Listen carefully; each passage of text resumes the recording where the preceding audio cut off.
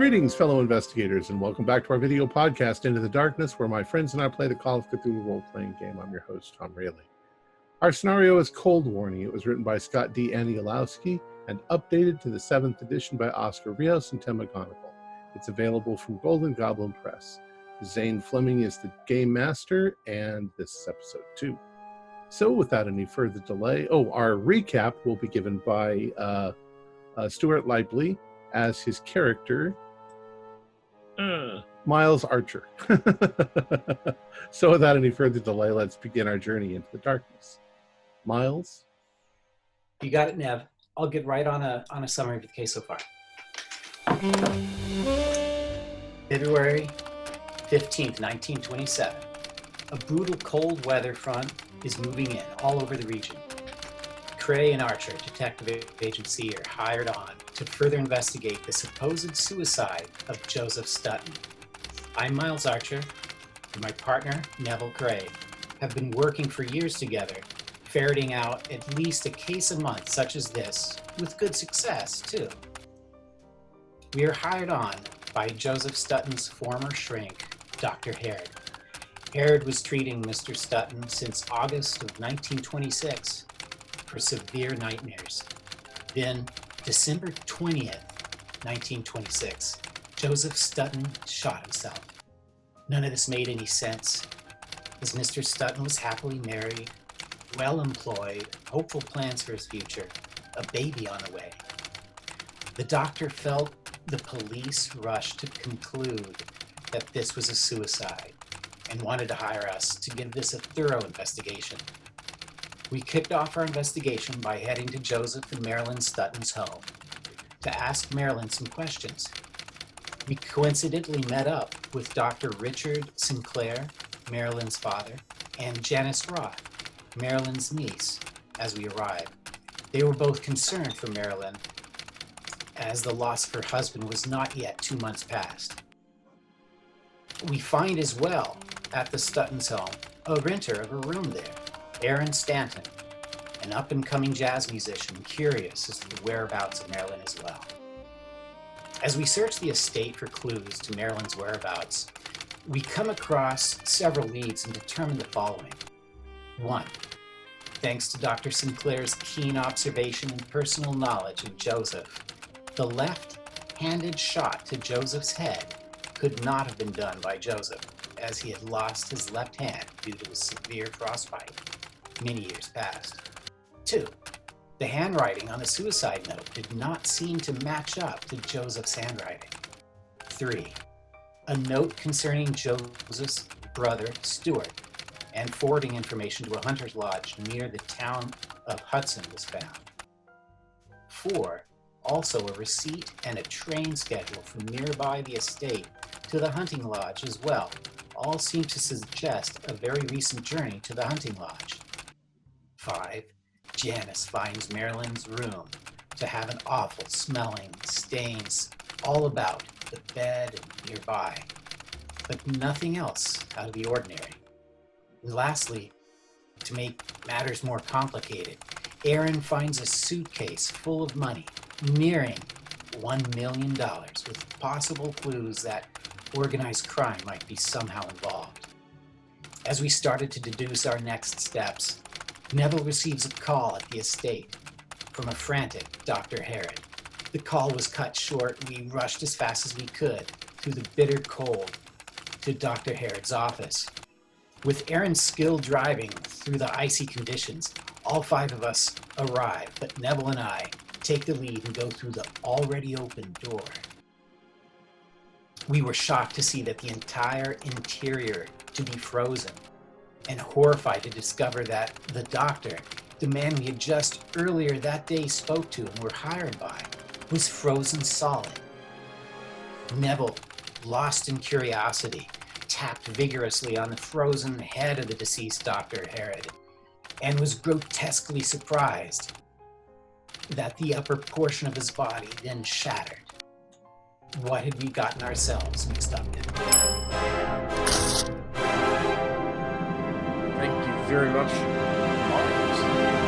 Miles. So yeah, as we left off, Neville, you had accidentally just shattered the doctor. The gentleman who's standing outside, give me listen rolls quickly. So it's Dr. Sinclair, Aaron, and Jasmine.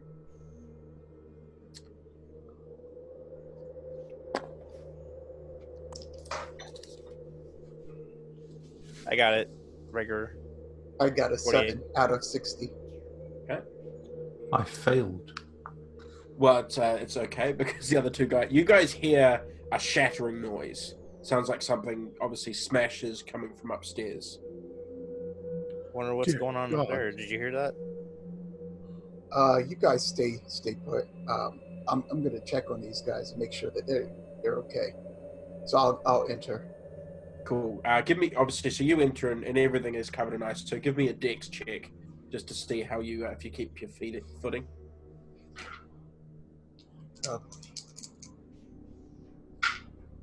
Okay, 39 out of 80. Cool. Sure on Awesome. that, Jeff. Sweet. So yeah, you have no problem. You kind of walk along and you get to the stairs and you look up and you can see the door open and you can kind of hear Miles and Neville up there obviously sound a bit shocked and oh God and so on and so forth. Oh God. Everything okay up there, fellas? Oh. And I'm coming up the stairs as I say that. I can't believe this happened. What's going on? Mr. Stanton, it's not a pretty picture. So obviously you get to the top of the stairs and you look in and you see, like downstairs as well, everything is covered in ice. The window is open. You see near the window is Miles is standing there, and next to the desk is Neville, and around him is what looks like chunks of something all over the desk. And once you sort of like look closer, you realize that you can see like an eye and a nose, and you realize that it's a chunks of a person. What the hell is going on here? Let me do a sanity check on this. 34 out of 70. I could take Take one. Yeah. Okay, I'll take one. Yeah, just take the one.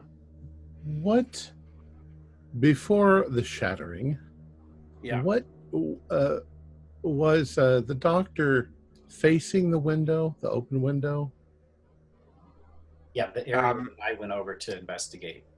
He was sort of maybe facing, his body was kind of towards the door possibly, but his like a little bit towards the window, but his eyes were facing towards the window. And there was a pair you mentioned I saw. There was footprints. Standing in the ice. Yeah. By the window? Yeah. Okay. Did his position, did it look like he was being attacked? You know, was he like, or was he oblivious to what was about to happen? No. It was definitely the hands up. Okay. One hand had the phone in his hand. Miles, what could cause Flash some freezing freeze the solids so quickly? I've heard of quickly setting in rigor mortis, but this is way beyond that. It's that mixed with freezing temperatures. The man shattered. Well, it makes no sense. Maybe if he had been in a deep freeze for a month. I think that if we chose to investigate the obvious murder of the doctor, that there would be very few things that could cause this to happen. And I'd suggest maybe we check with the university and if their physics department has any idea. Maybe there's a machine for... I have a question for you guys. Might I ask, who is this gentleman? Or who was this gentleman? This is Dr. Herod. He's an alienist, a psychiatrist. He had a former professional relationship with the late Joseph Sutton. I find it strange that Joseph would have killed himself, and then now all of a sudden something happens, something strange happens to the doctor. Well, we've got all that money. There's something. Yeah, with the money too. It definitely feels like perhaps somebody didn't want the doc talking. Yeah, but how do you weaponize? How would you weaponize cold weather? I mean, Well, like I again, say, that actually makes our problem easier, because all we have to do is find out from the physics department at Miskatonic what kind of machine can do this, Well, and then wait a find out who could have such a machine, and then we'll have our killer. Might he have been injected with something? Perhaps. Can His house is frozen. I want to pull out the chair a bit that the doctor was sitting in to see if he's been tied down. You're gonna have to do a strength check because it is frozen in place. Okay, well, I don't even need to really move it. I just want to check to see if he's been tied down or something. No, there's no ropes or anything like that. Just looks Well, like he was. it doesn't. Yeah, it doesn't look like he was restrained or anything. Is the freezing worse in this room than any other place in the house? It all feels pretty cold. Like I said, the weather was getting pretty bad when you guys arrived. You at this point, you guys actually notice that the wind seems to be kind of calming down a little bit, starts to be easing off a bit. Can we check out the footprints? You said that there were footprints by the window. Right here on the floor next to the window. What do you make out of that? Yeah, what type of are they? Boot prints? Shoe like prints. Yeah, can you describe the footprints? Give me a spot in. Oh boy, my worst. This is also a second story window. That is a 58 out of 30. Nope. I was checking it out as well. May I? Yeah. Yeah, I don't know what to look for. Oh gosh, 93. We should check the outside the window too. I mean, does the footprint look like a basic boot print or a basic shoe print? Yeah, or, just the basic shoe print. Nothing too kind of. And just the two. Yeah. There's not steps going across the room. Is the footprints turned towards the window, or is it turning towards the room? Towards the room. So it looks like whoever this belongs to, they came in through the window. Is there anything else on the window? Like, are there footprints on the window seal itself? Are they handprints or any sort of indentation? No, just like you just see a bunch of ice, really. What we can also tell from this. Now, here's a question. The bottom of the footprints. Is the bottom of the footprints the wood of the floor? Which would indicate that the person was standing here before the ice was created and then walked and then stepped away.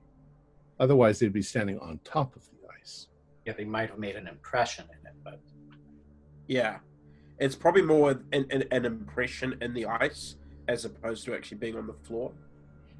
Did we figure out... well, we should be able to easily figure out. The window was open, closed, or broken? Open, but not broken open, just naturally open. Give me a spot hidden. Hey, 52 out of 50. Gosh, that's not doing it today. There's too much like ice around the frame and everything that you honestly just can't tell. In strong, I'm sorry.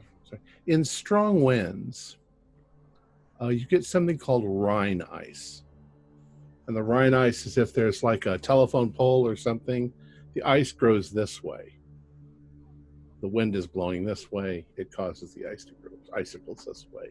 Is there any of that in the room, as if the wind were blowing through the window and causing the ice to, it would all be pointing at him? Yes. Yeah, there's a blast of icy cold wind. But nothing that I can think of would be this. Not only that, this is ice. This is water. Right. This is a large quantity of water to be coming through that window during an ice storm. This is It's Whoa. crazy. this is Was it just snowing outside, or was it sleet and snow? Well, it was a blizzard, It was a blizzard, yeah. Okay. but he would have gotten up and closed the window. Right. Well, I'm going to go can't really- outside. I'm going to go outside and see if there's anything at the base of the house under the window. I'm going to check the room to see if anything else is out of, I guess, position, or see if everything else is intact within the room. And See it if looks like there's- some things were possibly kind of blown around. But I'm from looking for. the wind. But it doesn't look like somebody came in, did whatever he did to the doctor, and then was tossing the office around looking for something. Give me a spot hidden. Come on, 30. Oh man, 69. No. Nah, you can't ascertain any of that. Okay. So Neville, you said you're going to go outside. Oh, I'm on my way down the stairs carefully. Dr. Sinclair, do you have any kind of background? I forget. Are you a medical doctor? You're muted. I'm not having trouble finding my cursor. I am a medical doctor. Yes. What was the issue you had? There's a rather bizarre situation upstairs. There's no need to be embarrassed about these things. Come on, we're all grown-ups together. What's ailing you, man? Well, I'm more concerned for your granddaughter here. What happened? Was it that glass I heard earlier? Well, it would appear Has someone cut themselves, perhaps? it would appear that somehow Dr. Sutton was frozen solid inside of his office. The entire office seems to have been blasted with ice-cold water that froze solid. The crashing sound was when I touched Mr. Dr. Sutton, Dr. Herod. He shattered. What a load of nonsense! I've Is never that seen, possible, grandfather? I've never seen anything like it. It's ridiculous. I'm gonna storm upstairs and Please, Miss, I think you should. set off to disprove this. And now I'm going to go outside. Okay, give me Dex checks, Jasmine and Dr. Richard, for entering the slippery. Mind the ice. Yeah. Watch your footing. If I fail, I'm going to ask something. Okay. Got it. 63 out of 70. I got a 12, so I made it. I was going to ask if I'd failed it. I was going to say, can I get a bonus dice for having a cane? I could support myself with my cane, but I didn't fail. So there we are. You Oh can, my God. You have the cane. Grandfather, you see all this ice? So yeah, you guys get upstairs, and you're greeted with the room and Dr. Harrod's shattered body. Good. Oh my grief. God! Sanity checks.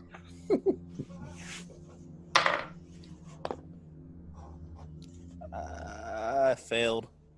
I have remained composed. 50 out of 88 out of 50. Yeah, so 1d4. And Dr. Richard, could you just take one? 2. Good God. Neville, so you get to kind of underneath the window, and it's a sheer wall, like it's just brick wall straight up towards the window. There's nothing sort of, it's as far as you can tell, it would be an incredibly difficult climb because there's no real kind of. well, I was also wondering if the person jumped from the window and landed in the snow down here. Give me a spot hidden. I got a 32. No, you can't see anything other than your footprints in the snow, and you obviously you were tracing your steps properly. There's no the ground around is covered in snow, so there would be some markings, but there's nothing. It's possible that the blizzard covered them up, but I don't think that he came through the window. I think that's a weird. The whole thing is bizarre. I'm gonna go back inside because it's freezing. I'm checking the rooms on the first story, just to see if there's any noticeable break-in of them. Give me a spot hit. 55. No, actually, I'm going to spend 5 luck. Darn it. Okay. Wait a minute. Can I afford this? Yes, I can. Okay. All right. 5 luck. I pass. Yeah, you find nothing. Sorry. I want to check the office area to see if there's any sort of medical journals or notes that he would have taken from his clients. And I'm specifically looking for Mr. Sutton's records. Right. So there's plenty of medical journals, obviously, on the shelf behind and everything like that. And there's filing cabinets, but they're all frozen shut. There's no way you're going to be able to get into those. I mean, you can give me a strength check, but it's going to have to be an extreme. Huh, I can try. And no, that is not it. Yeah. So, you cannot get into it. They're completely frozen, solidly shut. Well, this makes no sense at all. This just... That couldn't be done. Grandfather, have you seen this at all in your medical field at all in your life? Well, I mean, pathologically, I mean, I've seen people who were buried in avalanches, but I don't understand how this could happen. I mean, even if it was liquid nitrogen was used, you'd have to immerse the body in it. But he's frozen to the core. I don't see how this could have happened. It defies explanation. I mean, he looks like he's been frozen, flash frozen, as though he were looking at the window and something came in and froze him. And that's simply not possible. Give me spot hidden, both Richard and Jasmine. Okay, I'd specifically, I'd like to be looking at the structure of the walls as well. Sure. I got it, 23 out of 30. 15 out of whatever it is. 30. I'm on my way back up the stairs. So yeah, you're looking at the structure of the walls, and everything is kind of covered in ice, and you can definitely from study you can tell that it looks like the main, like the power of the ice came from the window, and it kind of spread from there. Is from what you're seeing. Jasmine, you sort of when your grandfather mentions looking out the window, you sort of glance over like through the window, and then you do a double take, because in the distance, because I said that the blizzard is kind of calming down a bit, but in the distance you can kind of see some snow kind of going around and stuff, and you swear you saw a face. Grandfather, I swear I saw a face over there at the window. I don't know if I was just imagining it, but I swear. I'll look out of the window. I walk further towards that window to verify, see what I saw. So, now, for you saw clarification, I was going to ask for clarification. Was it an actual human face, or was it a face made from like in the shape of the snow itself? No, yeah. So it was in the distance. So it was like it looks like some gusts of wind, possibly quite a distance away, and it looked like a human face in the snow, and it just like a quick fleeting thing. And you both go over, and all of you guys can see is the disappearing storm. Are there any areas of the wall that are frozen to the same extent that the body was? Probably the wall directly behind him. So like the shelves of all the books and stuff is probably where the worst damage has been hit.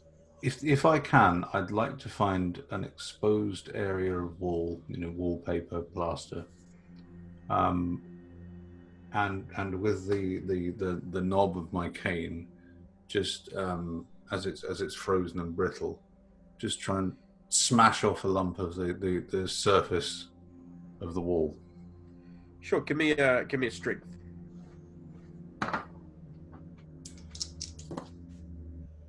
18. God, throw every roll I've made under 20. Yes, but That's just fail badly in a minute. It just chips off like a big chunk of the wall. And there's underneath. There's no signs of any wiring or pipes or refrigeration equipment specifically. No. I'm at a loss to explain this. I have another question. Most perplexing. It's at this point that Neville and Miles come back into the room. Well, Doctor. Now on his desk, was there anything on his desk that he might have been working on? Maybe he was writing something on in a journal or something like that. Yeah, there was just like some standard paperwork. There was the address of the Sutton house and the phone number, which is obviously how he was calling the Sutton home. Yeah, but other than that, it just seems like kind of normal stuff. There's a newspaper. Well, Doctor, what do you think? This is unexplainable. Aye, you're not wrong there, laddie. This is most unusual. Well, I don't know what kind of ghost stories you have in Scotland, but I can tell you that this particular town, Arkham, has got a whole bunch of them, and this is a weird thing to happen. But we have a lot of weird things that happen here in Arkham.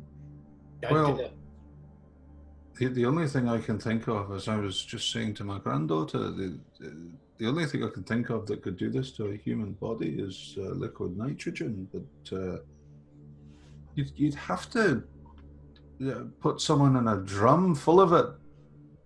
Yeah. I mean, this is if you reduce the temperature of something, the body's temperature needs time to reduce. Can it be? Well, I imagine it's like cooking somebody in an oven. They don't get done to the middle for a couple of hours. This would take forever to get him down that throat. Well, how long would it take somebody to freeze to death like this? And then how long was it between the time that he called us and the time that we got here? Yeah, we came straight here with your. Yeah, but that took about what? In the storm, it took about like 20 minutes or so. Yeah, probably about that. Yeah, there's no way you could freeze like this. Is there any kind of a freak in nature? And it's not just him that's frozen It's this everything. way. It's everything the else. entire building, So, if that's the case, we can assume that from the look of the Rhine ice that the blast came from outside the building, through the window, and hit him there. Why the window was open, I can't say. But could it be some bizarre freak of nature? Maybe the temperature dropped to, I don't know, 200 below zero? Oh, that's impossible. Well, like I say, it's a freak of nature. There's a lot of things we think are not possible, but I've heard that on Mount Washington, that temperature can drop to like 180 below. Well, I'm sure if he could find a physicist, he could no doubt, he could work it out for you. But Unless, I mean, this would take an incredibly low temperature to do this. I mean, if you have to understand that if it happened anything less than a few seconds, then he would have been able to move. He would have. He's frozen. You say he was frozen just looking at the window. Well, Dr. Sinclair, do you have any colleagues at any of the nearby universities that are climatologists or maybe an expert in bizarre weather patterns? Oh no! Other than Barnaby, I don't really know anyone here. You There's have to another- bear in mind the last time I was on the East Coast was when I arrived on Ellis Island. It's not somewhere I've frequented over the years. It's at this point that you guys hear, coming from downstairs, a voice calling out, go, "Oh my God, Dr. Howard!" And then you hear someone coming up the steps. That would be the young lady. Miss Jasmine, perhaps you could go out and warn her not to come up. I was thinking, could this all be a deception? From everything you've said, Doctor, there's no way that this man could be frozen this quickly, this fast. What if he wasn't? What if he was? Sorry. Does Jasmine, do you go and stop? Yeah. Oh, okay, cool. Didn't want to interrupt. Yeah, What if he wasn't frozen instantly? What if he was frozen and the phone call that I received was not in fact him, and that he had been frozen over the course of a large number of hours? But even then, how do you transport that volume of nitrogen into a residence like this? I don't even. Who would have called you? Well, I don't know. None of this makes sense. It makes no logical sense. But so Jasmine, you stop. You kind of go Ma'am. down the stairs and you stop Josie. Ma'am, Dr. calm Howard? down. What is, You what don't is want to go going in there. on? You do not want to go in there. Trust me. There's something that happened and it's unexplainable, but you don't want to go in there. What has happened to the building? Where's this ice come from? We do not know, but we're trying to solve this mystery ourselves. It's unexplainable what's happened. Where's Dr. Howard? And who are you? I'm Jasmine Roth. I'm Marilyn and Stuart's niece. Oh wait, yeah, niece. Joseph's, Marilyn and Joseph. Joseph's. I'll stick my head out there as well. Do I remember what her Mr. name Gray. is? Josie. You're Josie, yes? Yes, Mr. Gray. Is everything all right? No, I have some very bad news. The doctor has been murdered. We are trying to. What? It's rather horrible, ma'am. Oh my God. You could alert the authorities. We have not done yes. that yet. Yes, I will. Yes, of course. And she goes, I will go next door. And she kind of scampers off to go to call the Be police. careful on the ice; it's very slippery. Yes. Zane, Yeah. in the doctor's office, is there a fireplace? Yes. Could I examine the fireplace, please? Yeah, sure. Give me a spot in. 1. This is because I put Van oil on my hands. No Van oil. That's cheating. What are you looking? What exactly are you I've looking got for? voodoo powers tonight.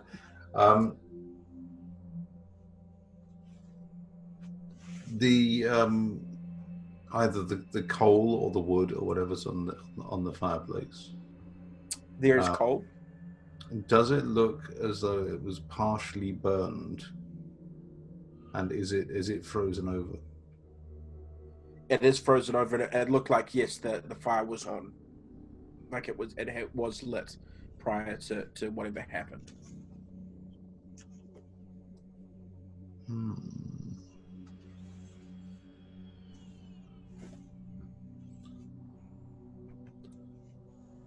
Liquid nitrogen would have put out the fire. Well, it does tend to sort of suggest that this happened in situ. Is it possible for the Germans in the Great War used Flammenwerfers to spew out fire? Is it possible maybe some device was rigged up to spew out this freezing agent, maybe? It's possible. Certainly, it would evaporate quite quickly afterwards. But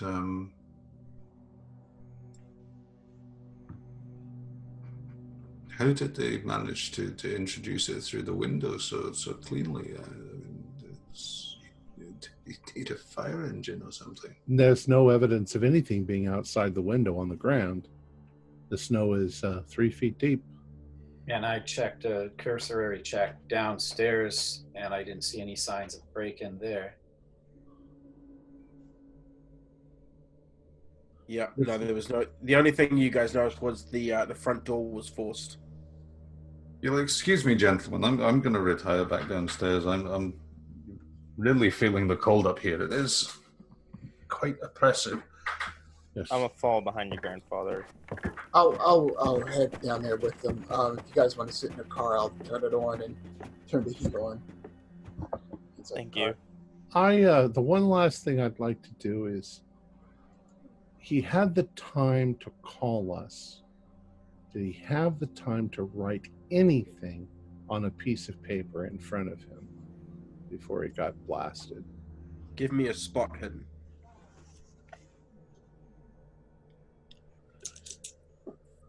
Uh, 32 out of 60. So that's almost a hard. Can I spend 2 luck points to make it a hard? If you'd like to, yeah. All right, that's what I'll do.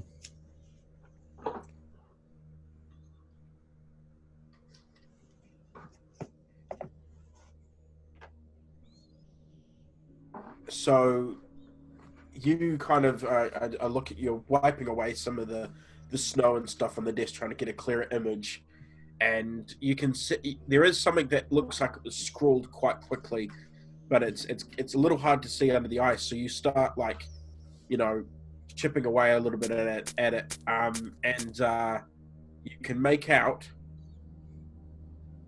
Maine, Maine. Hey, the hunting lodge. It's a name. Well, we're suspecting that Maryland. his brother, or Joseph's brother, and Marilyn have gone up to the hunting lodge. Is he trying to tell us that Stewart, who we have suspected may be pulling some sort of foul play here, hired someone to murder the doctor?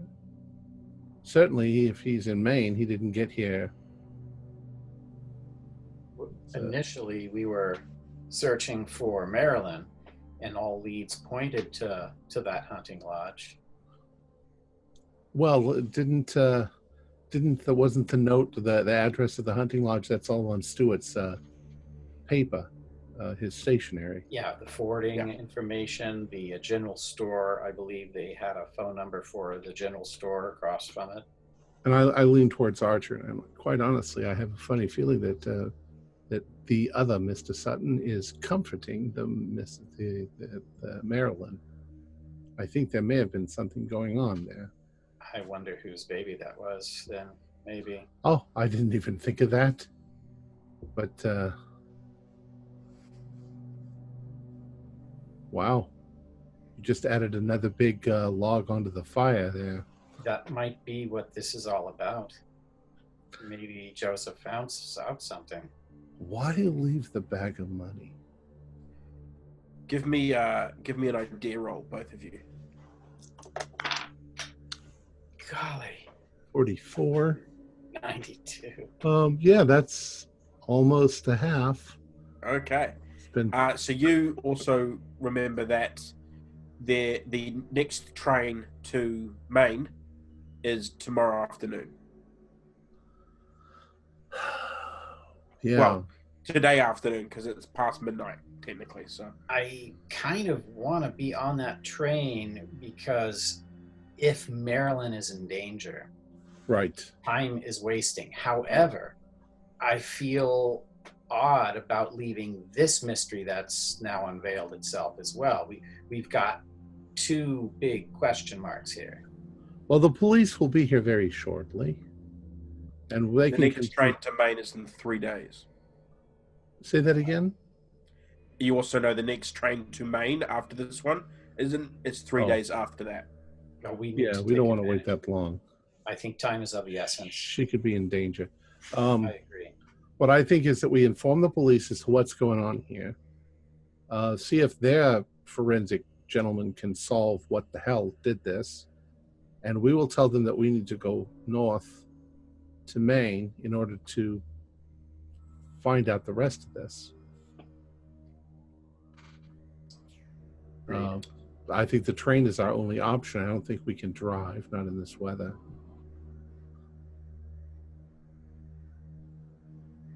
So I'm going to jump over to Jasmine and Dr. Sinclair and Aaron as you guys kind of come out of the building. The wind is completely stopped now. It's still cold because there's snow everywhere, but it's nice and calm and serene outside. Just as you guys kind of step outside, you hear the sounds of police sirens coming. And you see Josie kind of come from the building next door, and there's a few people with her who obviously live in the place next door who let her in. And she walks up, she goes, that must be them. They're on the way. Can someone please tell me what happened? Someone murdered Dr. Harrod? It would seem so, but in a manner most unlikely.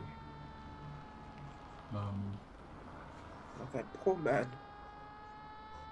I can only conclude that this must be murder because I can't see how this can happen naturally.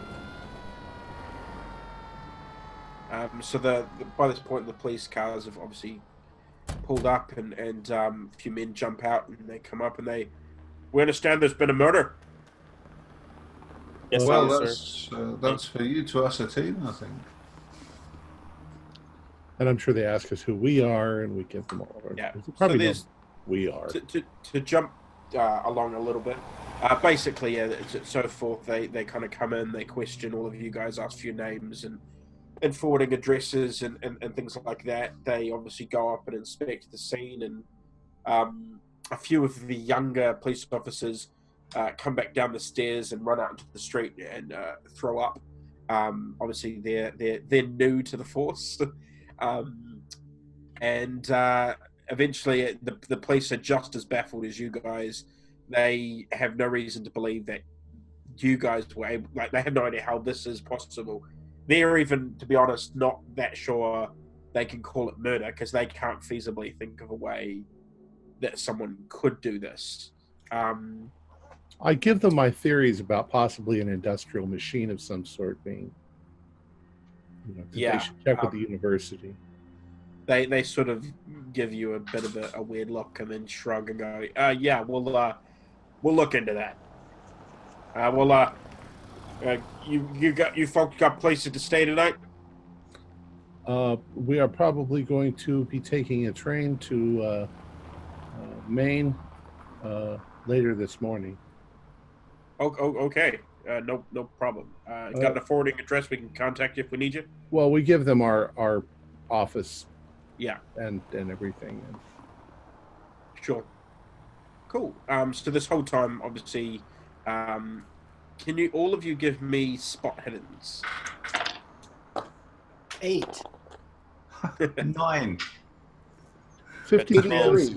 This is going to come to an end disastrously in a minute. It really is. So everyone who passed, you guys notice that you kind of, after you've conversated with the police and things like that, you guys notice that Aaron seems to kind of been keeping a little bit out of sight. He's over by the car, on the far side, just sort of out of the way a little bit.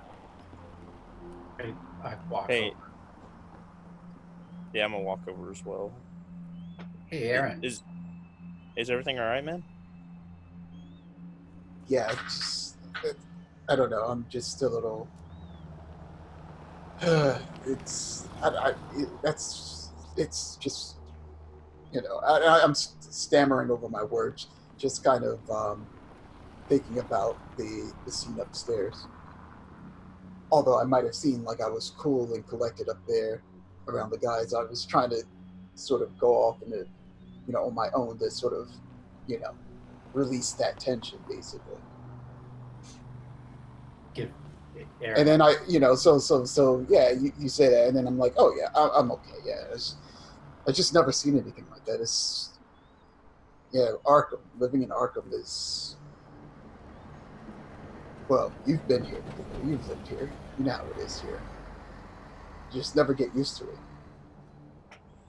Yeah, I don't think any of us have seen anything like this. No, I've never even seen anything in my studies in school that had anything compared to this. Were you guys planning? Where are you guys planning to stay for the night? I mean, I don't know how you would feel about staying back at the Sutton's place. Of course, I've got my place upstairs, but I don't know how you guys would feel about, staying there. Just for the evening, get out of the cold. We can book a train to Maine later on. Mr. Arch and I have our own homes. Ah, okay. We'll need to be at the train station tomorrow at such and such a time. I'll tell you what. If the train leaves at about 5:30, so it's in the afternoon. Oh, in the afternoon. Good, thank God. oh, I was going to say, what the fuck? Well, I think I'd like to be at my daughter's house. There's always a chance that she might telephone. Well, why don't we do this? Why don't we meet tomorrow? Well, I'm gonna have to drop some. Unless you plan to walk, I'm gonna have to drop you off somewhere. Oh, I see. Yeah, 'cause it's rather late, isn't it? Well, if you wouldn't mind, we could stay downstairs on the couch. That's fine. I wouldn't mind. Well, it's not my place. You have to ask Dr. Richards. But I mean, since we'll all be together and we're all going to leave together, it wouldn't make give much me sense to idea separate. checks, all of you. We could call a cab. Oh yeah, 100. 3. I got a 9. I This is got getting silly 74. now. What was this? An idea check? Idea check. Yeah, I passed.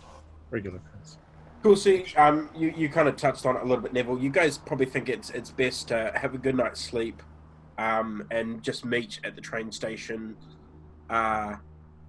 just before the train, because you will know that you're wanting to catch it to go and obviously find Marilyn, hopefully, and all that sort of stuff. So you probably think it's best to Miles and Neville if you guys kind of go, because then you can pack a bag and stuff like that. And, Exactly. Yeah. Yeah.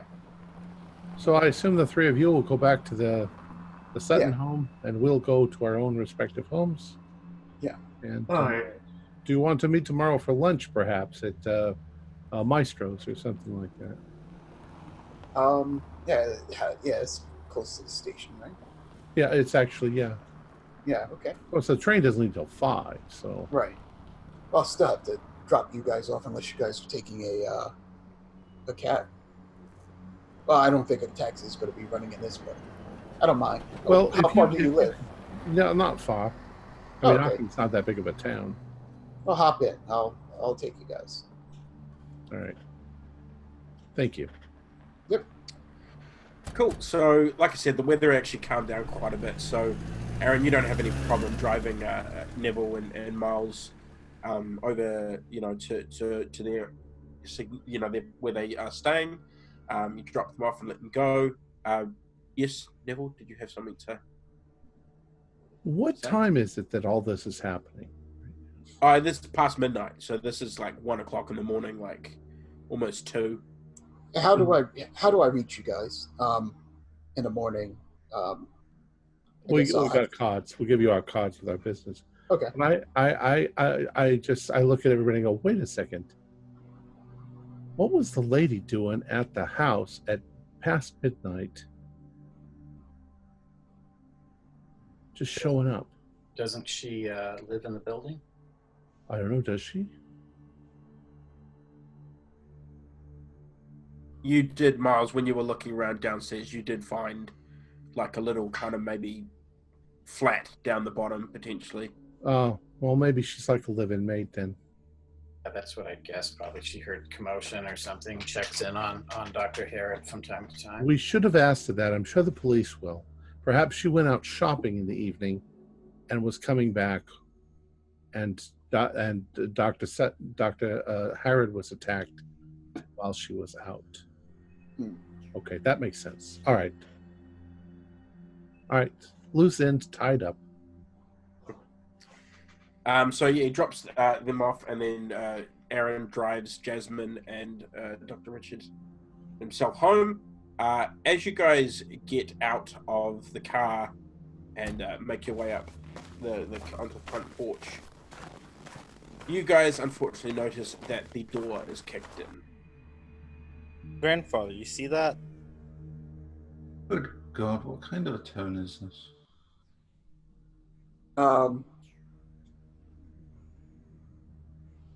Question: how old does Dr. Richards look? Or you'd probably say kind of late 70s. Okay, Early 80s?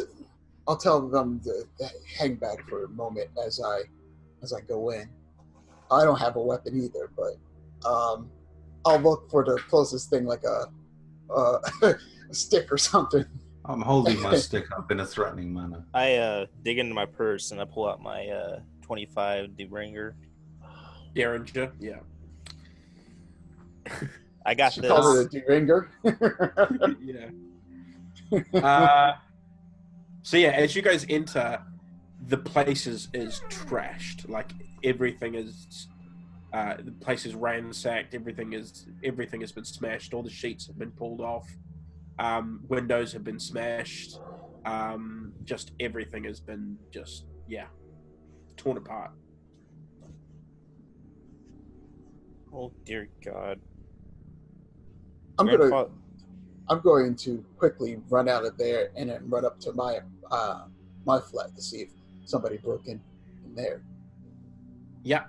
So your place has been trashed as well.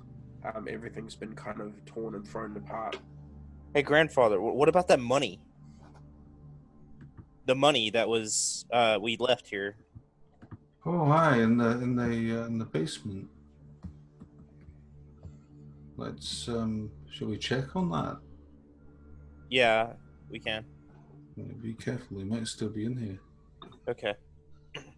Cool. So you guys go down the basement. Mm-hmm. Oh yeah. Okay. So yeah, you guys kind of make your way down, and it's pretty it's trash down here and stuff as well. It's everything. I mean, it was not super tidy down here to begin with, but everything's a mess, and where the money was is now gone. Grandfather, it's gone. Well, let's just be grateful that we weren't here when they came. Give me listen checks, all three of you. I got a 21. Oh, wow, I got a 19 out of 60. I got a hard. I rolled 100. There we go. All right, we've fixed Richard. He's getting normal rolls again. Okay. I think my eardrum just burst. So Jasmine and Aaron, you're upstairs. Jasmine, you're in the basement. You guys hear the car starting outside. Grandfather, the car's been started. I'm going to run down the stairs and run out the front door. Yep. So you run up to the door as you see your car skidding down the street and driving off. Son of a bitch! Grandfather, did you? There's a car started. It just sounded like it just drove off, and I sound like Aaron yelling. They stole my car. How? They stole my car. They broke into my house and they stole my car. I go back upstairs. I look at my instruments. Are they stolen? Are they gone? Yes, your instruments are still there.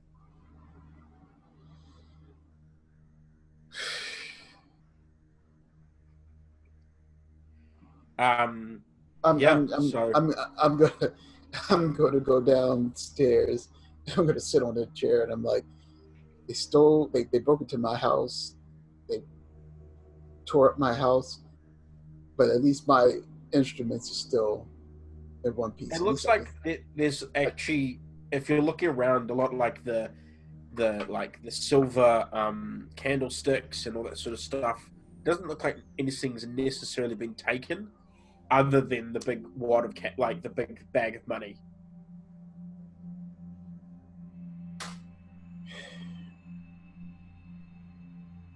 Give me our luggage is still there, I take it.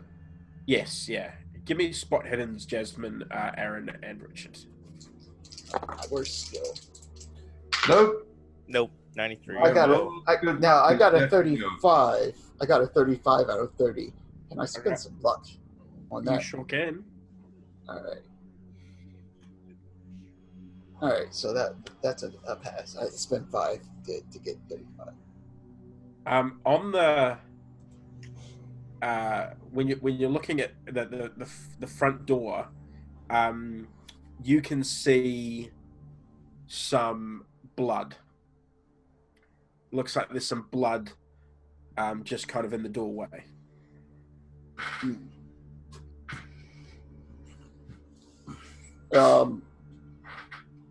Where's it coming from? Is there like a trail, or is it like maybe somebody scraped up against the... Yeah, it looks like there's a bit of a... If you look real close, it looks like possibly something was dragged. I see. And it's coming from, in the house, going out. Okay. That's strange. Is somebody in here? I don't know. I don't know how to make heads or tails of that. What I will do is I will call, I know it's late, but I'm going to call Miles and the other, and let them know what happened, basically. Let them know that, basically, I know it's late, but we have a big problem. We have a huge problem. I'll let them know about the mission cache. Also let them know that whoever stole the cache stole my car. Yeah. And they trashed the place. I don't know how Jasmine and the doctor feel about staying in this place now that somebody kicked out the door.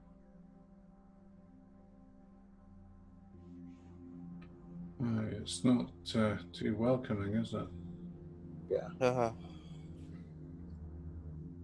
Do you think they might come back? Is there any way we can get them? I mean, not get them, but pick. Well, no, there's no way to probably pick a officer, Private Eye Cray and Private Eye Archer. Would you? I'll ask either Miles or Neville if they have a vehicle of their own. Unfortunately, both of they let you know that their car is totaled. Had a little bit of unfortunate gunfight. But they do suggest a motel that's not too far from you guys that is open like 24 hours. So, it's a place you guys could go. And Neville calls through to a buddy of his who works for the taxi company to come and get you guys. Okay. I have a little bit of cash, but you're muted, Tom. I'll take some of my I'll take my lucky my lucky instrument and Yeah. with me. Sure. Should have had that with me to begin with. You know, I don't want them to come back and try to steal this. Hmm. All right. So plans are back on for tomorrow, the same, or today, related today. It's unfortunate that you were broken into, but it's actually possibly more fortunate in the fact that whatever criminal element had that money got the money back. And Well, wait a minute. Back at the office, didn't you say that perhaps somebody other than a doctor may have called you to get you? It was a guess, yeah, because we can't figure out why the body got frozen so quickly. Well, but didn't you say that might not actually be the body? It might be. Oh no, I'm sure it was the body. It was definitely the body. It's Dr. Herod. You saw it afterwards. We saw it before. Yeah, it was definitely Dr. Herod. But you're right. This could have been a ploy, the call to get us out of here by another voice. Oh, geez. Once again, it was gone completely over my head, and I didn't even think of that. You guys are all on the ball. Apparently, I need to retire. Yeah, It's late. Ploy. It's late, Mr. Neville. Nobody blames you. Well, as long as you're safe, that's what's important. Now, I may have misspoken earlier because I don't think motels exist yet, but there's a hotel. Okay. Where you can probably stay. Okay. All right. So yeah, he gives you the address of the hotel, and the cab turns up, and you guys have got your bags and things like that. You guys go over to the hotel and you get, 2 rooms, and you actually sleep pretty well. You're all exhausted. The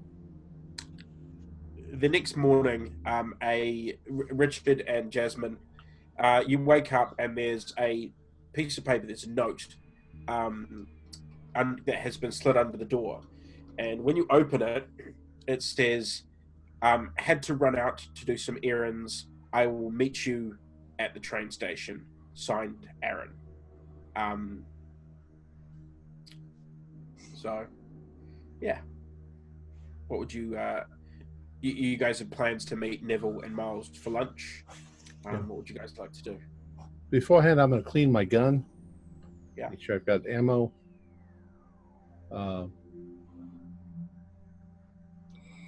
Somebody else go. I'm trying to think if there's somebody we want to research. I'll do similarly. Grab an extra bag of shells for my short shotgun. Yeah. I might head over to the Miskatonic and see if I could talk to somebody about freak weather patterns, things that are associated with icy cold weather. Okay. What would Jasmine and Richard like to do? I think I might go up to a gentleman's outfitter and buy myself a set of long woolen underwear. Sure. It's a lot colder than I expected it to be. And Maine this time of year is going to be a hell of a lot worse. I'll pick up a union suit. We used to call them. I don't know what they call them nowadays, but we used to call it a union suit. I'm gonna go to a ammunition store and try to pick up some more ammo, and probably go to a coffee shop. Cool. Ladies packing. So yeah, you guys managed to go all do that. Neville, you make your way over to the Miskatonic. You sort of ask around for a bit, and they point you towards a physics professor,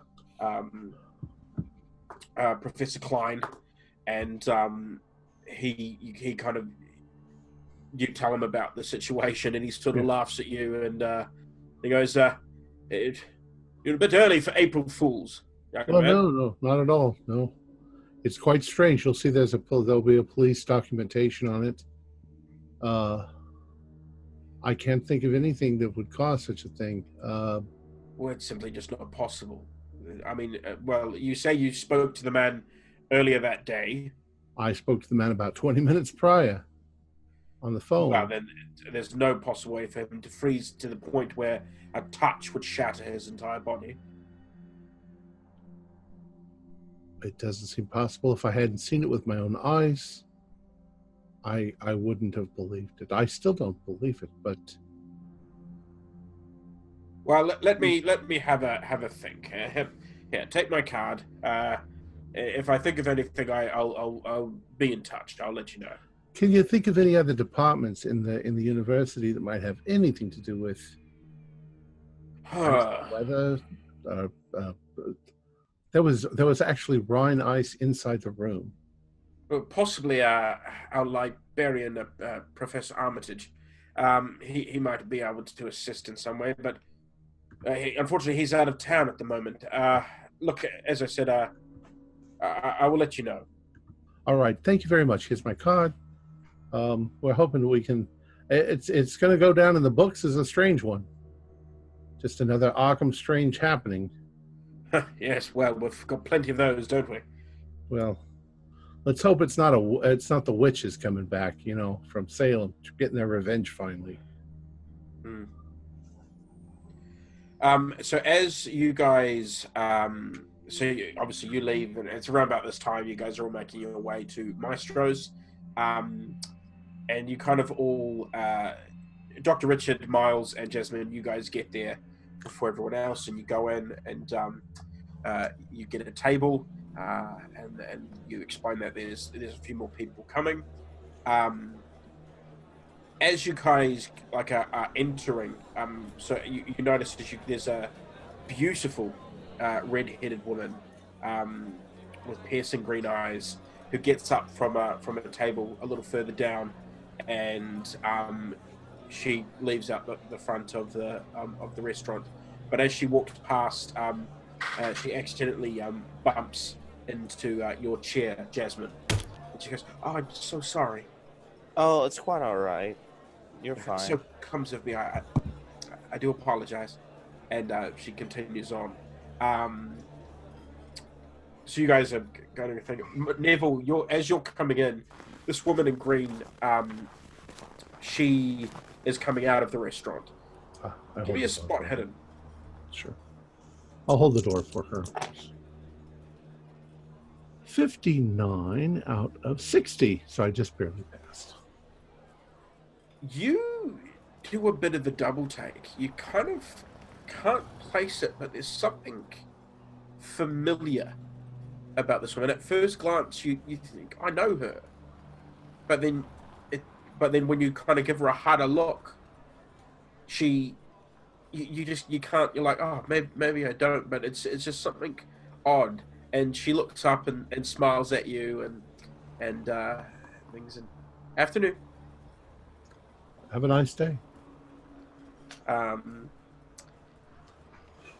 then you obviously go in and join the men at the table. Archer. Didn't your mama tell you take off your hat when you're inside of a restaurant?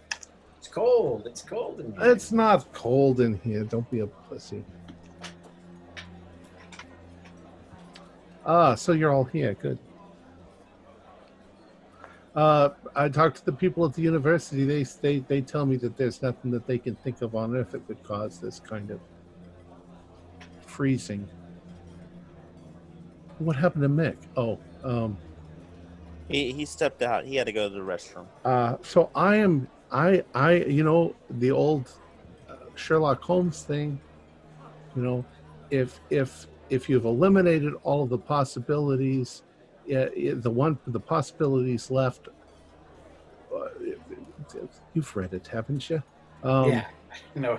Basically, we nothing could have caused this man to be frozen solid like that in that short period of time. Therefore, that must be what happened.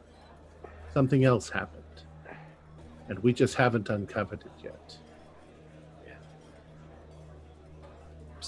Some unknown freak of nature of some sort.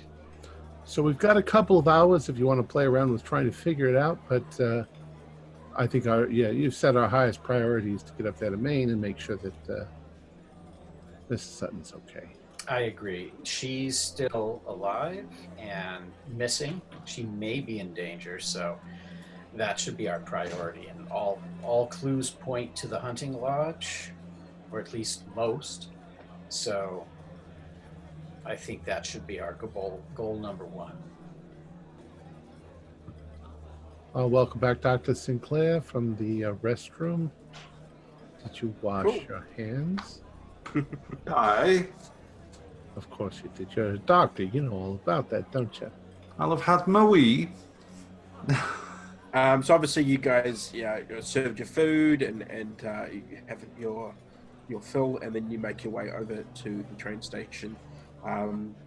Now, when you guys get to the train station, it's very quiet on the on the station, and there's only a few kind of people around going to different places. You know, this is an overnight train. Miles and Neville, you guys just get like one cabin, obviously to yourself. You're going to share. Jasmine and Dr. Richard, you guys are able to afford sort of the kind of first class situation there, because you've got a little bit better income, so you guys have rooms to yourself. It's at this point that Neville, you notice standing on the track is the red-headed woman. Standing on the track? No, sorry, not on the track, like next to the track. Okay. Yeah, on the station.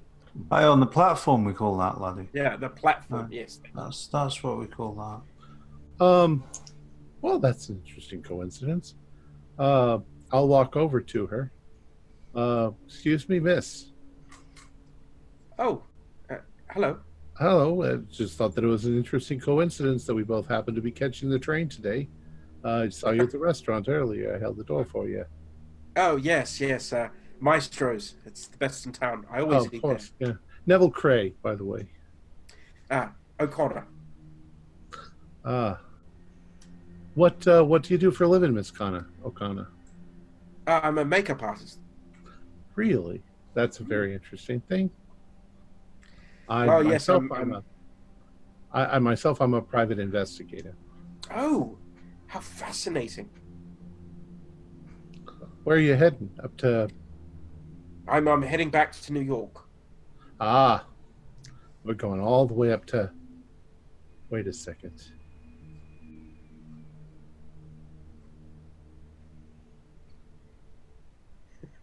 You're going up to New York. We're going up to Bangor. Okay, I guess you go partly. Hey, wait. Isn't New York that way? And Maine is that way. Of course, maybe there's two trains going like that. Yeah, She's getting on the other one. So you're going down to New York. Yes. Perhaps the young lady has to go and take the left turn at Albuquerque. That's the long way around. Yeah. Got to make sure the train operator is not trying to jilt you for extra money by taking you the long way. No, they'll do that. They charge you a fortune for shining your shoes as well. This here is Dr. Richard Sinclair. It's our friend Aaron Stanton. The doctor's niece, Jasmine. And this is my partner, Mr. Miles Archer. He's also a private investigator. Give me spot hiddens. 18. 17. I spotted her. 14. 18.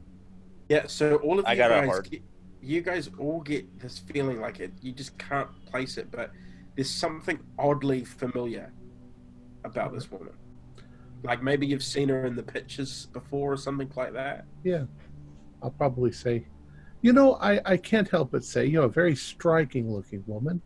I'm always partial to redheads, but I must say you look very familiar. Oh, I you know that woman who was in that other scenario we were in? Oh, yeah. Oh, sorry. I just... I just crossed the fourth wall there. I do apologise. Let's put that back I've up. gone all meta. So yeah, is there a reason why I find you sort of familiar looking? Oh, I guess suppose I just have one of those faces, and she sort of smiles at you. Well, you certainly have a lovely face. Please. Oh. And so at this point, your train pulls in. Well, that's our train.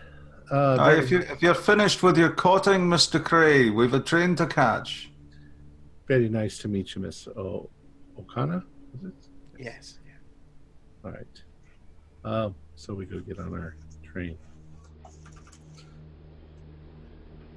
Cool. So you guys get on your train, and you're shown to your compartments. And once you kind of settle your guys' self in, you all make your way through to the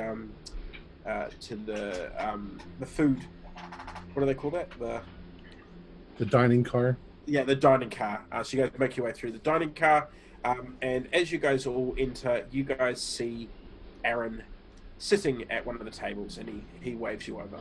Ah, you made it. Excellent. Oh, yeah. I had to swing by the club and let my manager know that I'd be out of town for a couple of days. Well, I wouldn't want you to ruin your career. No, I do pretty well there. As a matter of fact, he gave me an advance. As long as when I come back, I play every single night for the next 2 weeks. Oh, well, then you got steady work. That's good. Yeah. Well, I won't be getting paid for that work since I have an advance. But hey, I forgot to ask you. Do you play? What do you play? The piano? Saxophone. Oh, saxophone. Ah, very, very nice. I know how to play a piano. I mean, most musicians do Yeah. to some extent. Yeah. Yeah. Well, I'm gonna settle in. All right. Yeah. So you guys, the train starts off, and there's pretty much, from what you guys could tell, maybe 2 other people got on the train. And they're obviously in the dining car with you, and it's very, very quiet. It's just pretty much you guys and the staff, and the train sets off. You know, it's an overnight train, and so you're pretty relaxed, and there's kind of not much you guys can kind of do. So you have your dinner, you have a bit of a drink afterwards, and then you go back to your rooms. Now, it's in probably you're not sure how much time passes, but you're all awoken by the sound of the train brakes screeching and then a crashing noise, and you're all thrown out of your beds, and you stumble to the ground. We'll take dex rolls for me to see how well you guys cope with that. I did pretty well. 21. That's better than half. 29. Jesus Christ! What the hell is going on here? 25 failed. Bag. I got 29, which is a standard pass, but I'm going to take a point of damage anyway because I'm 80, Yeah, I got. take it. and I bruise easily. Yeah. I got a 13 out of 80. Okay, so you're fine. 30, Miles, how'd you do? 33. Did a hard pass. Okay, cool. So yeah, you guys sort of seem to you wake up from the thing, and then you kind of braced yourself before the big hit happened. But it was a really just horrific sound of just the whole thing shook, and everything just come to a halt. Do we see? Jasmine, did you say you failed? Yeah, it was under a dodge, right? Yeah. So no, it was Dex. Dex. Yeah. Okay. So Yeah, I failed anyways. I got a 75 out of 70. okay. Give me a 1d3. I got 2. Okay, take 2 points of damage. Could I see if are there any lights outside, like the crew are outside trying to find out what happened to the train? So you look out the window of your compartment, and all you can see is woods and snow, and there's a little bit of light from the moon, but nothing else. Well, I'm gonna lift up the window really Yeah. quick and stick my head out and look down towards the front end of the train and see if there's any people out there working. You see that the front of the train has hit what looks like a snowdrift, but you also see that there's a massive gash in the train up ahead. I look back at Neville and I'm like, I look back at Miles and say, looks like the train's been seriously damaged, possibly by a snowdrift or an ice drift or something. My God. I close the window. Let's check on. Give me a spot hidden, Neville. Let's check on everybody, make sure they're okay. 61 is a fail. Okay, no problem. So you guys are going to go check on everyone else. So yeah, what does everyone else do? Obviously, Jasmine, you hurt yourself quite badly. You've got a little bit of a cut on your head from where you fell. How far into the journey again did this happen? Roughly, like how many hours? Well, you guys, obviously probably were up for probably another, let's say 4 hours. You had dinner and had something to drink, and then you've gone to bed, but you're not sure how far you've slept. Yeah. So roughly maybe 6 or 7 hours, something like that. Then. Yeah, possibly. Yeah, around Okay. that. Yeah. Got it. So you'd say you're not like too far from where you're meant to be. At most an hour and a half to 2 at max. Yeah, too bad we just can't get a cab from here, but I think we're pretty much in the middle of nowhere. Probably in the middle of nowhere, yeah.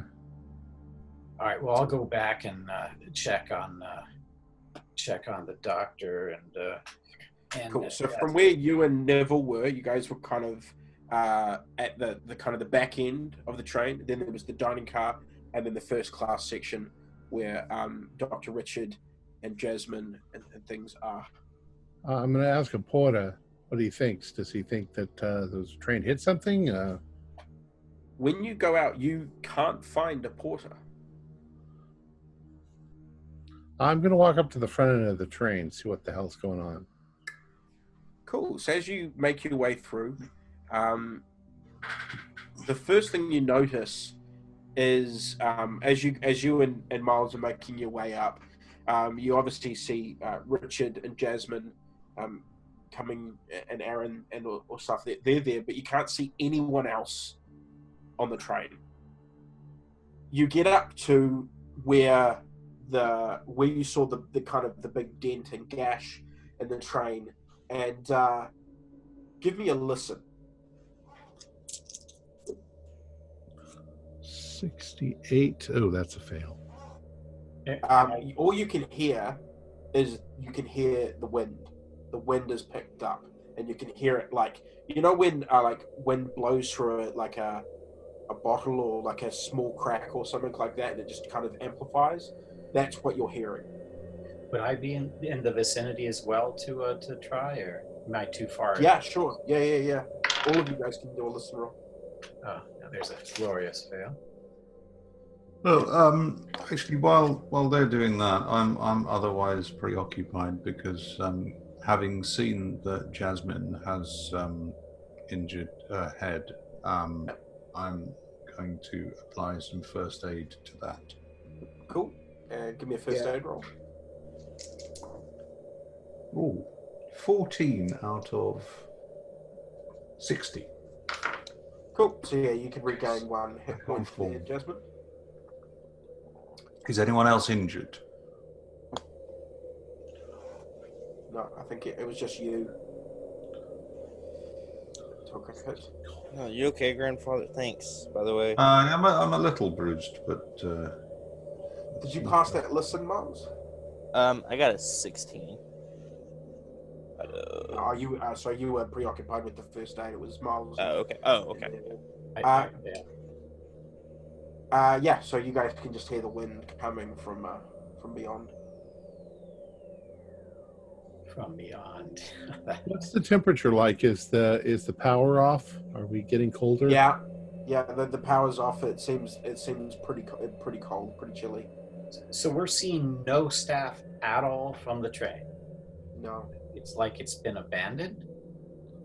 just can't. Yeah, you can't seem to find anyone. Can we get all the way up to the front end? To the So you want to, okay, so as you guys kind of get past the first class section to where probably a lot of the staff and things would be, you give me spot hiddens, all of you. That time I got a 98. Oh, Nope. I did No. it this time. I did. Miles, you got a pass? Yeah, a hard pass. It's pretty dark, so that's why the rest of you miss it. As Neville goes to reach for the door, you pull him back and point at the floor, and there is a pool of blood coming from under the door. Look out. Look at that. My God. Almost stepped in that. God. Yeah, there's injuries on the other side. I wonder if the train's been smashed in the front. Can I find it? Where's the nearest exit to where I'm standing? Probably just behind, like back a few steps. a few feet. Yeah, I'm gonna see if I can open up the door and get out. sure. And I'm yelling over. Is anyone injured over there? Can anyone hear me?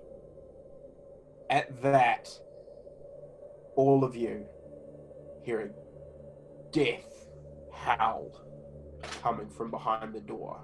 A guttural, high-pitched scream. Christ God Almighty! What the hell was that? 36 Got a 1. Pass. If you 36 out of pass, 69. So pass, take 1. Fail. Fail. If you fail, 1d6. This is a terrible, chilling noise. Well, Nothing you've ever heard before. we're gonna find out what this is all about. I got a 6. Got a 6. I got a 6. Okay, give me an intelligence roll, Neville. All right.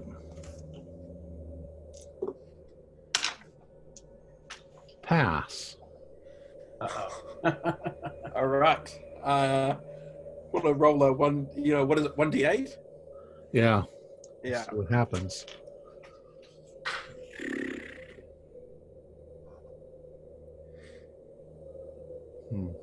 Amnesia. Okay. How that? Why are we on this train? What the fuck? Neville, we're going up to the hunting lodge. Remember, and our train got smashed. There's something on the other side. Where are we? I can't remember. Come here, Mr. Craig. Come here. Here, look at this. Look at this pencil. Right, What is it just called? follow this with your eyes for me? All right. Just look at that with your eyes for me. Aye. And look up. Oh goodness me! Right. I think you've. Perhaps I was injured worse than I thought that I was. I think perhaps maybe you've had a wee bit of a shock there. I think we need to step back a little bit here. Aye. Here, have a nip of this medicinal brandy. Give me spot hiddens. I seem to remember getting on the train. That was like 10 minutes ago, wasn't it? 89. No, I'm too preoccupied with Mr. Cree. Hard pass. 8. Fail. Hard pass. Okay, so Neville, are you the only one who passed? I guess. The one that's forgetting everything. So you're kind of, you opened the door to go out a little bit and stuff, and you look up, and in the woods you see this staring back at you, Holy shit. and you hear the howl again, and it is coming from this creature. All right. Technically, I can't do 2 sanity losses at the same time. No, So you're. I think I'm going to stare at it for a second, kind of turn back and go back inside the train, Doc, I must have really hit my head something hard. Wait, Now what's you guys happened? all heard the howl as well. What did you see out there? Was it some kind of animal? I don't know, grandfather. That was loud.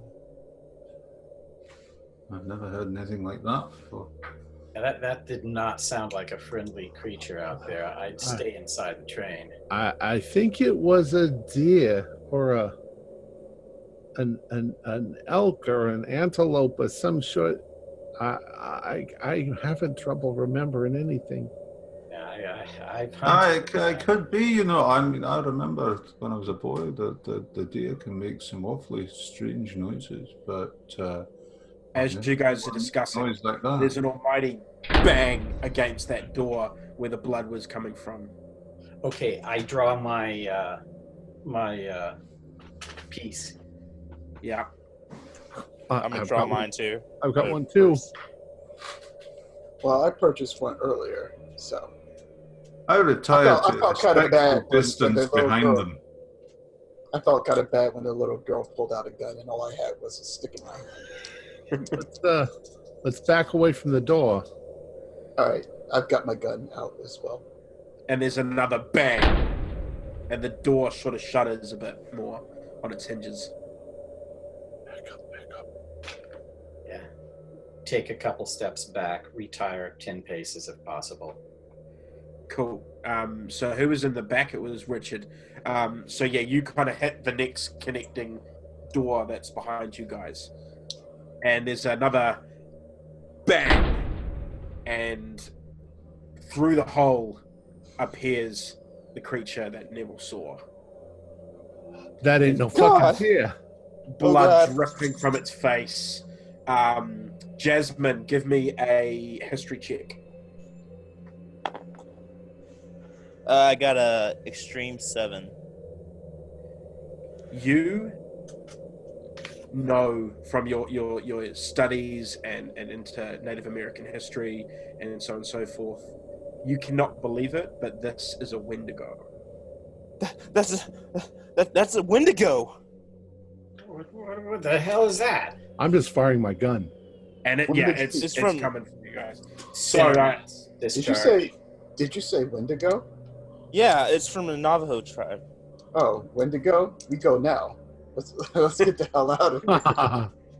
cool. So let's do some there's some firearm stuff. So I think Tom, you said Neville, you said you went first. So Yeah. give me some firearm. Got a 41 out of 60. Okay, cool. I'm gonna roll dodge on little beastie. He got 62. So that's you're gonna get the fire. Just before you so roll damage for me on your. How close am I? I think you said about 10 paces, so about 10 feet. Yeah. So you're relatively close. Oh, so we'd be short. All right. I did 2 points of damage. Okay, cool. All right, Miles, you were unloading as well. I'll unload one barrel. Okay. Oh, God.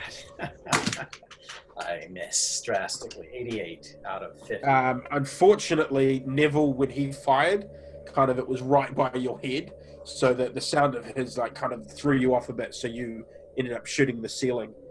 Jasmine, you were unloading as well? I believe you were Yes. firing? Yeah. Now, you have a Derringer. What's the range on that? Because from memory... three yards. Oh, yeah, you're nowhere near it. You're going to struggle to... I mean, try, but it'll have to be quite a good roll. I got a 20 out of 30, so it's just a regular. Yeah, no, it's not enough. You're not close enough to kind of make a decent impact. Aaron, you had a gun as well? Yeah, I'm gonna Yep. fire. And that is a regular success at 40. Regular success. Yeah. Cool. Give me damage on that. And that is 10 plus 2, so that's 12 points of damage. Whew. Yeah. So your hit, your one really kind of it kind of hits it kind of in the head, and it kind of staggers back a bit, and and sprints off behind it and goes. As you guys can see now that the door's been busted open, you can see there's a massive gash and hole in the side of the train, which the creature escapes out of and runs off into the snow.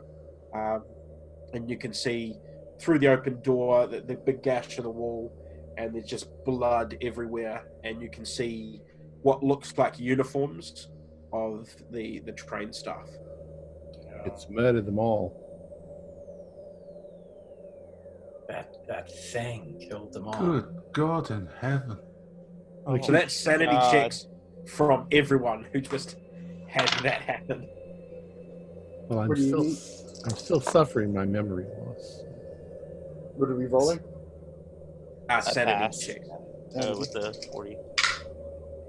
I got a 53 out of 68.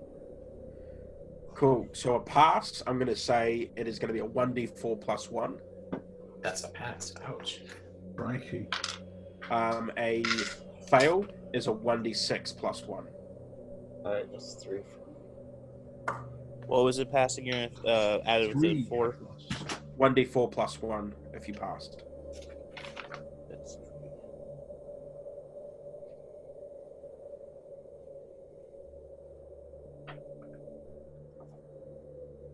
Lost 3 sanity. Okay. reasonable. But I am 1 point away from 20% lost from original starting point.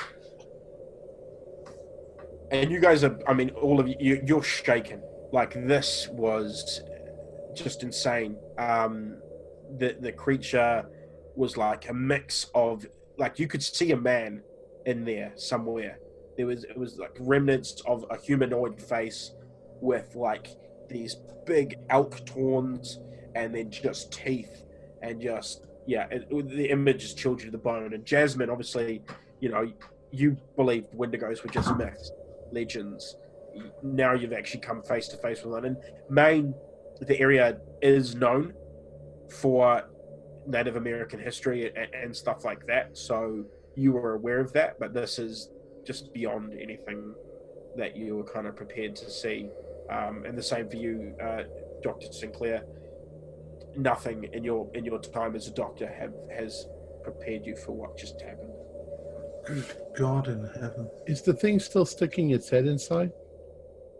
No, it ran off into the woods after Aaron shot it in the head.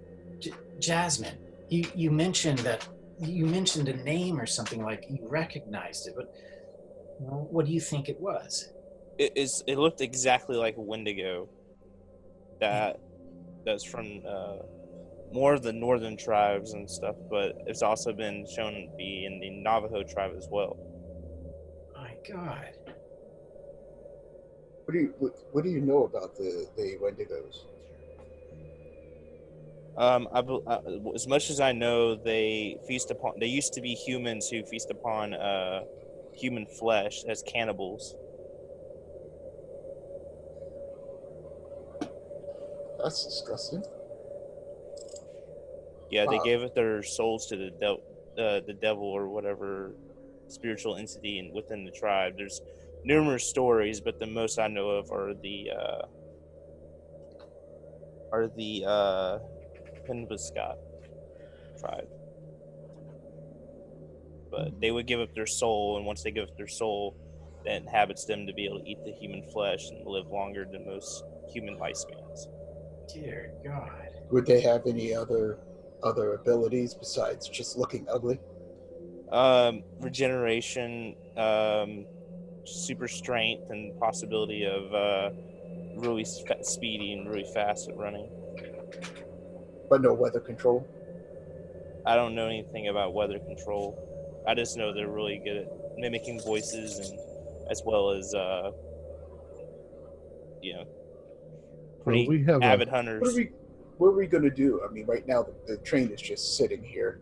Well, we can't go outside. It's dark. We should find a defensible train car, and all stick together. We have another problem, and that's that there's no heat. We're going to freeze to death. Well, what time is it? How long to daylight? I don't know. We left at 5. Perhaps So- if we could stockade ourselves in the kitchen of the. Well, wait a minute. There'd be a stove. Is it? Do you think it's possible? I mean, this train runs off of electricity. I'd imagine it's possible to see if there's anything we could do to get the power back on. This is probably a steam train or a diesel train. Yeah, we'd have to. If it's a diesel train, I mean, all you would need is what? Just fuel. Well, if We're- the power's off, it might be damaged. There might not be any way to repair it. We're not like engineers. We're not, but I mean, it's better. I mean, we could try something. I mean, it's Yeah, better to try than and fail than Agree. just sit and freeze our ass off. We should go together. I don't want to be splitting up with something crazy like that roaming around out there. Absolutely. I mean, and the idea of going to the kitchen and barricading our might be able to find something sharp, or and there's food there. And if we can get something working in there, there's stoves and things like that. We might be able to feed the fires in there and keep warm. That might be good. We should try the kitchen car first, and then if the power is down, then we can go up to the engine and see if we can engage the power from there. At this point, there's a howl, and then there's another howl, and another howl, and another howl. You look out into the woods, and you can see floating blue eyes. Jesus. Oh, this stinks. We need to. I don't know what we're going to do. We need to get into the strongest part of the car. You probably guess that'd be where the storage and everything, where they put all the bags and stuff at the very back. The foregone. Yeah. Yeah, they probably have the least amount of windows there. Cars with windows is not where we want to be. Let's make our way back to the foregone, and that's the conclusion that I've come up with. It's the foregone conclusion. There's also, I don't know if they still had cabooses. There might not be a caboose, but there might be. If there's a caboose, it'll have a lot of supplies in it. So you guys are making your way down the back? Yeah. I think that's a good idea. So yeah, as well, the wind is picking up pretty badly as well, and you can kind of still hear the howls in the distance. So you guys are, the adrenaline is definitely rushing, and you get yourself down to the storage, the foregone, and you open up the door, and you rush in, and there's bags everywhere and stuff like that of some of your guys' luggage that wasn't able to obviously fit within your room. And in the middle of the room, there is a big tarp that seems to be covering something. I wonder why this is just in the middle here. How big is this tarp? Is it like vehicle size? Yeah, it's decently big. Yeah. All right, let's remove the tarp and see what this is. I'm curious. Under the tarp is 3 motorcycles, all with side carriages. Oh, well, if we can't get this thing moving, why don't we just commandeer these and try to get the hell out of here? Is there fuel in them? Are we anywhere near a road? You check the fuel. Yep, yep, and there's like a little fuel container in the luggage kind of stuff. Anyway, I would ordinarily like that suggestion to ride out of here, but it's pretty dark, if not pitch black outside. Right, or we could stay here and have those monsters eat us up like sardines in a can. I don't know, whatever plan we have. with that, the train shakes as something hits it from further up the line. We don't even know where we are. We don't know where the nearest road or town is. Well, we know we can follow the train line. Yeah, follow the train line. For lights. I know where I'm at. I'm stuck in a box, and I've got giant Wendigo monsters that like to eat human flesh. And the Boarding train the train. shakes again as another hit comes closer to where you guys are.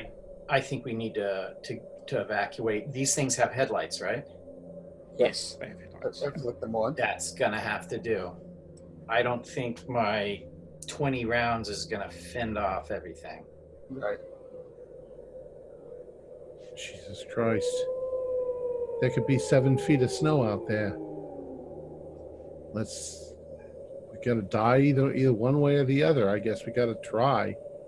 Well, I'd rather 7 feet of snow than 6 feet under. Let's give it a go, shall we? I have experience riding these things. I don't. That means I get to ride in the sidecar. All right. Yeah. hop on So what's the configurations like? Three bikes or with sidecars? Somebody's gonna have to ride by themselves. Yeah. I'll be nice and because I'll put it under drive instead of ride. To be fair, unless your ride is better, I can't remember. I'm a fair driver. Same here. Ride is really for horse. I'm a better driver. All right. Well, I hop on a one, and I go to start it up. Do we find the keys? Are the keys conveniently in the ignition for these bikes? They're not in the ignition, but you search around for a little bit, and they're in the little side bag thing next to it. Okay. Yeah. Okay, All right. Nev, here's my shotgun. You're officially riding shotgun now. Okay, look, here's some extra blankets here in the back car here. So, Dr. Sinclair, you can bundle up. Yeah. I'll grab one of those blankets, wrap it around like a cloak or something like that, and hop onto the bike. And Now we got a bit of a problem here, Miss Roth. Where are you gonna go? I'm gonna ride along with you guys' room, hopefully. Well, let's see. are you driving or are you riding? I'll drive. I can. All right. Do you want to have? And your then there's grandfather another with hit on the train, and the train shakes, and it's extremely close this Are we time. better go? I suggest we make our minds up very, very quickly. Well, are you going to? Well, Gotta go. I say, Doctor, you go with with Yeah. Jasmine. Nice. They're in your head. Neville. Why Yeah. don't you go first, Aaron, to sort of clear the way for us, and we'll follow Yep. behind. Since I think you can unpin that damn basket on the side so that you'll be on a motorcycle all by yourself. That's what I do. Neville, what do you think about us going last to be the rear guard? That's a good idea. All right. Well, whatever you guys think, I'm heading out. So, Let's go. Just as you start your red your engine, Aaron, and you drive for the back sort of thing, and you just go full pelt, and it smashes through the window problem. As you do that, one of the creatures kind of crashes through the door that comes into the foreground, and just as you guys kind of hoot off, it just kind of swipes and misses the last group, which was Neville and Miles. So you guys are out into the snow, and you're following the tracks. You kind of spin around so you can go up towards the way the train was going, and you're driving along. You guys can see, looking off to the side, you guys are going all pretty fast, but you can see there's probably about 4 of the creatures that are just scampering through the snow to try and keep up with you. Give me, whoever's driving, give me drive checks.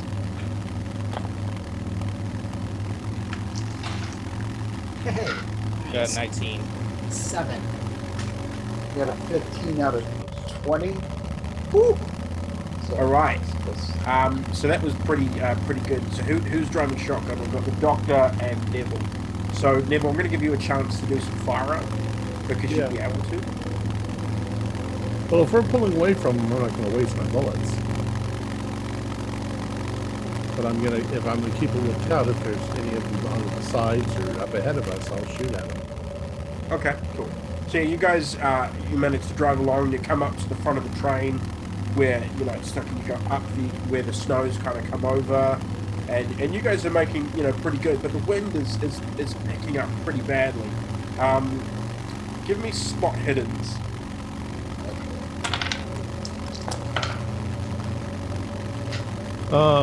Pass. Nice. I got a 39 out of 30. That's 30. How much luck can I spend on that? I got a 26 out of 30. How much luck? If everybody else is getting it, it's no 30. Okay. Cool. So, yeah, Neville, you see a kind of last minute. You see a big tree stump that has kind of been covered over with snow, but the wind blows some of the snow off, and you're able to yell ahead to Aaron, who is able to kind of swerve and miss it because he just didn't see it. While he does that, it's very fleeting, but you see it near Aaron, you see a flash of red. Flash of red? It's Aaron, like Neville near Aaron sees a flash of red. Like more like orange. Well, you're talking to Aaron. No, I'm talking to Neville. Is it? Oh, You're talking to me.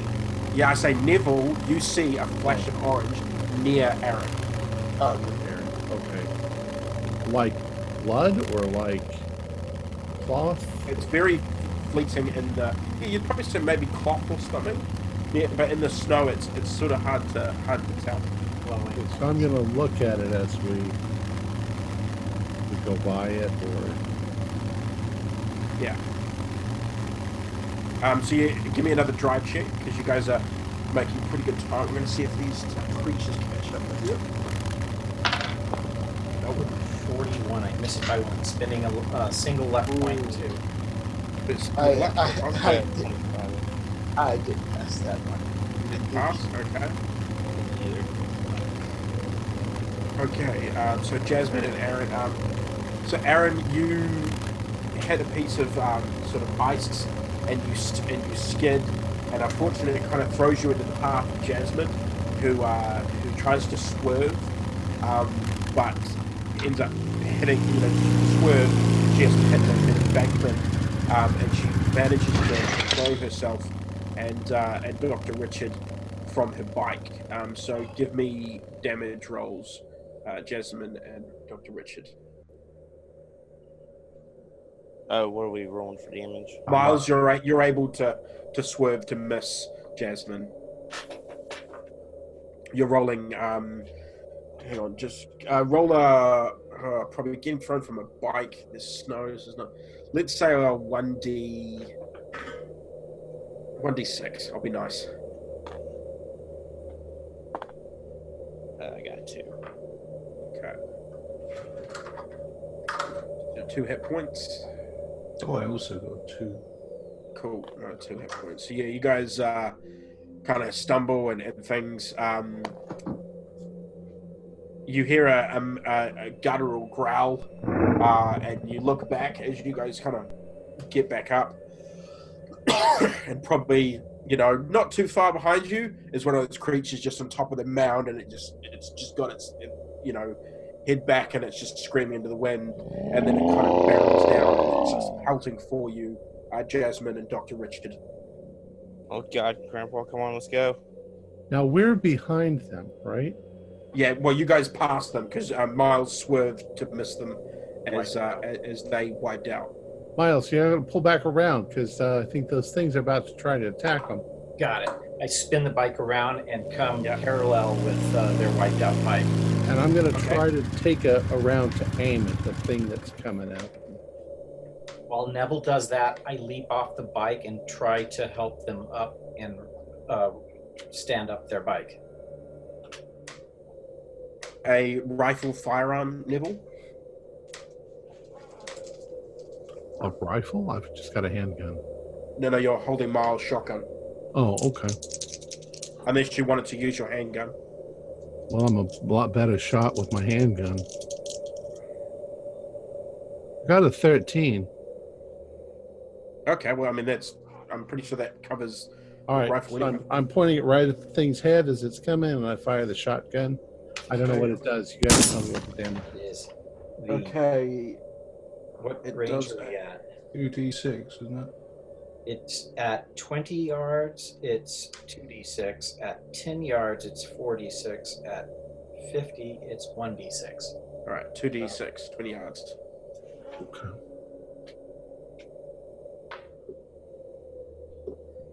Uh, 10.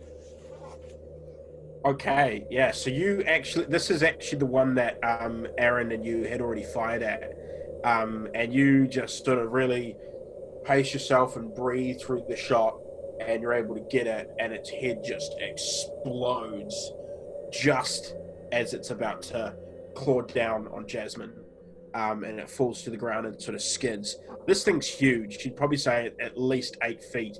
And the arm's length and everything. It's massive. But yeah, you guys can hear more coming and more howls. So you managed to pull the bike back up, and Richard and Jasmine, you managed to kind of, it takes you a little bit, but you get it back started again. And Aaron is you know, they're kind of keeping watch as well, and Neville.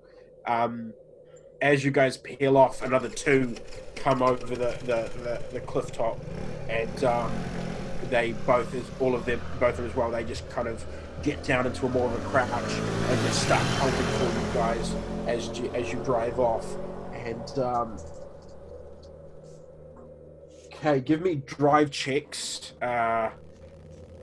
Whoever's driving, so that's going to be Miles, Jasmine, and Aaron.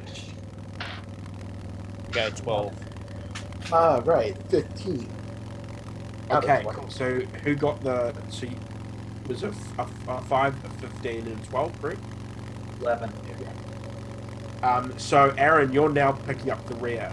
So you kind of waited a bit longer, and you know, so you're now bringing up the rear, and one of them is picking up some serious speed, and it kind of jumps, and you're trying to judge whether it's close enough to be able to come down, and you kind of, you know, you really rev it, and it just comes down, and it's grabbed onto the back of your motorcycle as you're driving along, and it's just holding on as you're driving, and it's trying to climb its way up.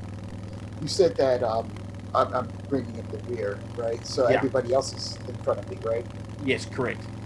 All right, so I leisurely take my gun out and point it to the back and pull the trigger. Give me a firearm. I'm gonna roll dodge.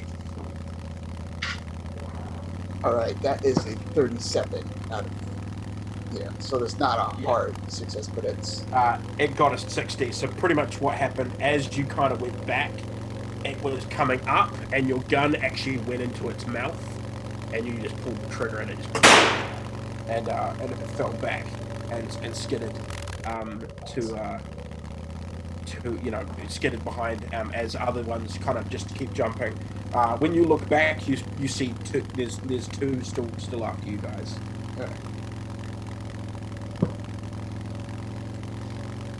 I'm greasing myself with my stick.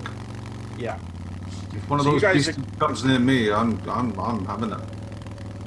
is there anything up ahead, like or is it just still like open Yeah, ground? no, so the track is about to go into a tunnel. There's a tunnel kind of built into obviously dug into like a hill or something, and so the track goes into the tunnel. Is there enough room on either side for the motorcycle and the car? You'd have to go on the track.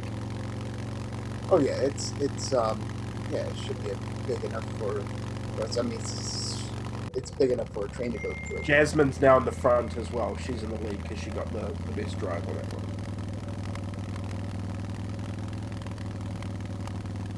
All right, So give me drive checks for the 3 driving. Oh no. It's just bound in bad. Oh, I jinxed it. God. I got a 22. Can I use luck? How much? I got a 16. I just need 2. Yeah, you can Make use it 2 20. luck. Yeah. Okay. All right, should I spend 12 luck to not crash? I'll allow it if you want to, but Man, I gotta just go with it. you can, guys. Remember, you can. Which ones? All right, I'm gonna go for the crash. We can take it. We can take this now. Okay, so you kind of, Jasmine, you pass, so you managed to kind of get up onto the track and a bit of a bump, but you kind of get on there. And you look back, and Miles tries to do the same thing, but the weight is sort of off because both him and Neville are quite heavy, and Miles is a lot taller and stuff. So as he hits, it actually flips the bike, and both Neville and Miles are thrown from their bike. And their bike lands directly in the middle of the train track. Aaron, did you pass your drive? Yeah, I got a 19. Yeah. So you actually swerve past it, and you get up on the track just past it, but you kind of halt to a stop as Miles and Neville have been thrown. You guys, it's now pretty much at the entrance is your flipped bike. Right. Give me an idea. Give me an idea roll, everyone. I'm going to turn back with the shotgun to give Neville to give Miles enough time to right the bike. I got it. I got it hard. 40. I got a 56 out of 60. I got a 45 out of 80. I have no idea whatsoever. 37 out of 18. That's also hard. So all of you that passed your idea rolls realize that you've got 2 more creatures coming after you. You're about to go into this tunnel. If you time it right, you could blow up the motorbike next to the creatures and take them out. Because Aaron still has a sidecar with no one in it, and someone can ride on the back. Aaron took the sidecar off. Did he? I did take it. Oh yeah, I did take it. Okay, well then there's still 2 bikes, so that someone can, 2 of them can hug onto the. Neville and I are They can ride bitch seat. big people, especially me. I'm like 6'7", and Yeah. That's ideal. I mean, yeah. If you guys can hurry up, get on. So I'm Leave hoping the we're bike. conscious from after that throw. Oh yeah, damage rolls for that. So that's going to be 1d6 for being thrown off the bike. Neville and Miles. 2. 1. Oh, there's 2, 1 for Neville. Yep. So Neville, you land on Miles. he cushions your blow somewhat. jeez.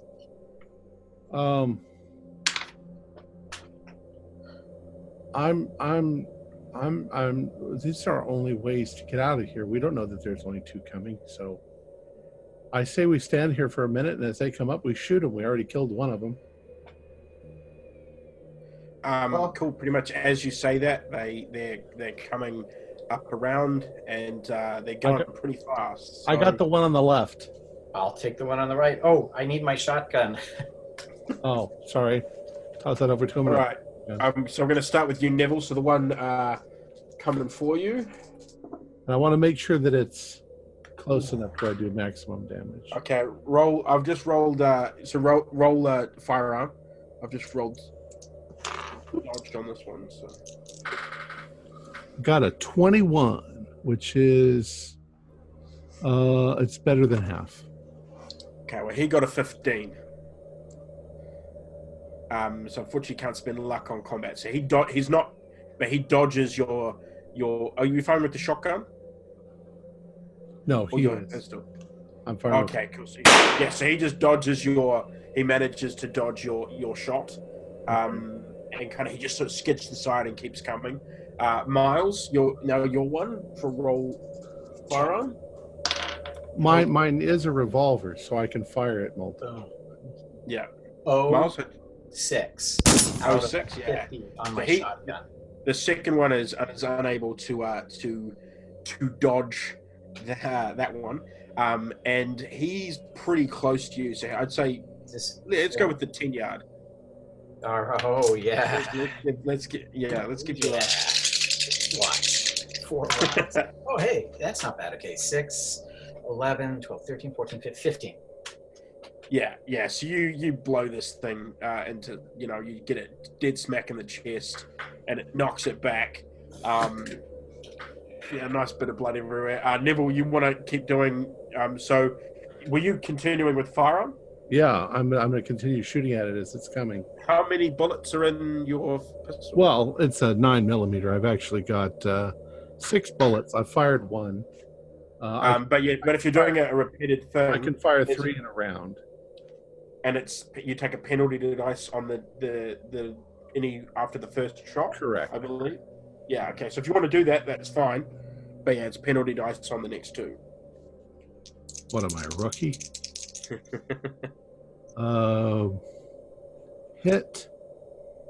Hit, miss. Cool. So does he have to dodge all of those? Because if he passes dodge in the first one, do I roll dodge for the other 2? Yeah, you can do that. Okay. So you had a hit, miss, hit, correct? Hit, miss. Hit, miss. Okay, he got an 11 for his first one. Is that better than your first hit? No. That is better. Okay, so he dodges your first hit. Then he got a 99, so he takes the second hit. And then the third one, he got a 20. So he dodges the second hit. Second hit. So roll damage on the second hit. He got 9 points of damage. So it knocks him back a little bit. Like you get him pretty good in the arm, and it looks like one of his arms is now kind of pretty much useless. But he keeps coming, and he's pretty close to you now. So he kind of leaps, and he's up in the air, and he's coming down. Do you want to dodge or? Well, no. If I've still got if I can, then this round I'm going to shoot. I got 2 more bullets in the gun. Okay. So I'm just standing there firing at him.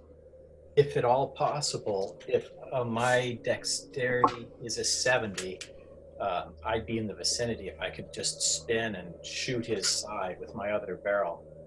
Yeah. Okay. Well, let's do. I believe it's the way we do this is we all roll dex to see who is quicker. It's the creature, Neville, or Miles. Okay, 13 out of 70. 05. Oh shit! He got a 6. I got a 5. All right, so Neville, you're coming in first. Then it's the creature, and Miles, you get the last action if Neville is unable. So you've got 2 more bullets in your gun there. So the first one you do a normal, and the second one would be the penalty. Okay, the first one is a miss. The second one is a hit. Okay, roll damage on the hit.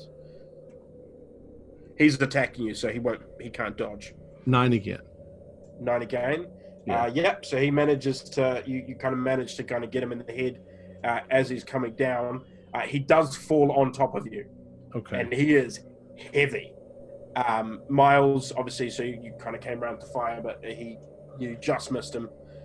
You didn't fire because you saw him get hit before. Yeah, I won't fire with a shotgun on top of Neville. yeah. But yeah, Neville, you're like you can you're struggling to breathe. It's like, Jesus, get the fuck off of me! I'll rush over instead of shooting and try to just bulldoze the creature off. Yep. Give me a strength roll, Miles. All right. Also 70. 31 out of 70. Oh yeah. Yeah, you managed to, and because Neville's obviously helping push up, to help. So yeah, you get him off, and you guys, all of you guys, stand there in the snow.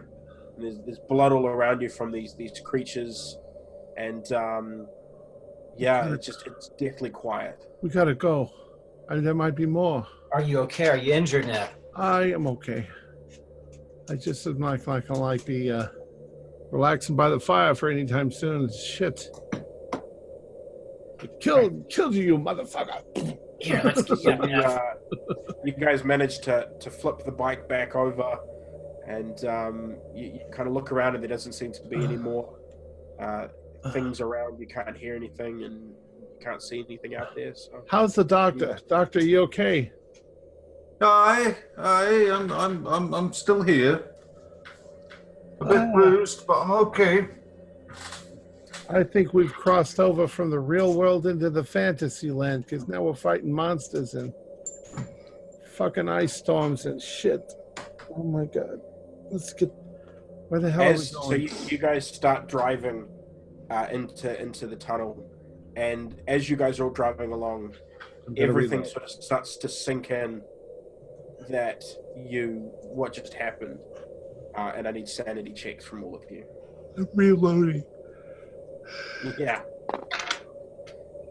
18. 33. It's a fail. Also 33. If it's a pass, just take 1. If it's a fail, 1d4 plus 1. Ooh, slowly whittling away. I got a 5. Ooh, roll me a 1d8. Actually, roll me it's intelligence first. Yeah, roll me intelligence first to see if you... Well, I don't know how you managed Pass to with put the your hat 15. on. Okay, so yeah, roll me a 1d8 now, Jasmine. Miles, did you say you only had 1 to lose before you've lost 20? This one put me at 20% down. I started with 50. I'm now at 40, Sam. Okay. Over the course of 2 days now, I'm guessing. Yeah. I got a 4. What is the 4 on the thing, Tom? For the sanity? That is also amnesia. I'm not really loving that. So Jasmine, basically, you just start to cry. You just start to bawl, and you're not coping with the situation at all. You're really starting to hyperventilate, and the doctor sort of puts his arm up to try. I'm going to try and calm her down and encourage her to get into the sidecar. Miles, you're starting to kind of just you're hearing noises of the war in your head, and you're just kind of you're going back to the trenches and everything. A little bit of that shell shock PTSD stuff is kind of coming in, and Neville, you're still just kind of like, as you're reloading, your hands just shaking as you're reloading this gun and everything, and it's not necessarily the cold that's making you quiver. It's just all like, no one can explain what's happened. Like, over the last couple of days, you've seen a man frozen to death and shattered. You've found a bag full of money. You've seen the train you're on's been destroyed, and you've had to fight off these deer creature things. None of it makes sense. Aaron, you're starting to kind of feel it as well. You've seen some things, in your time, but nothing like this.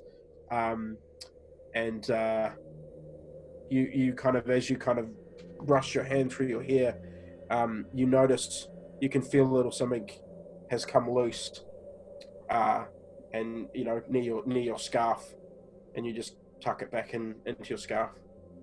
Okay. And that is the game for tonight, guys. Wow. Oh God. We're gonna be in this tunnel for a week? Holy crap. I do apologize, everyone listening. I was a little unwell today, which is why I was sneezing and coughing throughout that game. So please do forgive me. All right. Our players included Stuart Lively, Mick Swan, Wayne Worthy, Dakota Davis, and myself with Zane Fleming as the Keeper of the Secrets. We're currently producing up to 5 shows a week with music and sound effects added in post-production in order to create a richer listener experience. We provide audio-only versions of our shows free for you to download from Podbean or iTunes. The costs involved with the show are provided almost entirely by our patrons. Without them, we wouldn't be able to do what we do. I believe that the Carter brothers, who have been patrons for quite a while now, have upped their patronage from $5 to $10 a month. Thank you so much, buddies. If you'd like to support our show, please visit our Patreon account. Just $1 or $2 a month helps us a lot. You can find a link in the description below. Like, share, and subscribe to our channel, and punch that bell icon for updates on our latest shows. And leave us comments. We enjoy reading them and answering any questions you might have. This is Tom Rayleigh, together with all the members of our gaming club, inviting you to journey with us once again into the darkness for another adventure into the universe of H.P. Lovecraft and the Call of Cthulhu role-playing game. Until next time, good luck. Good game.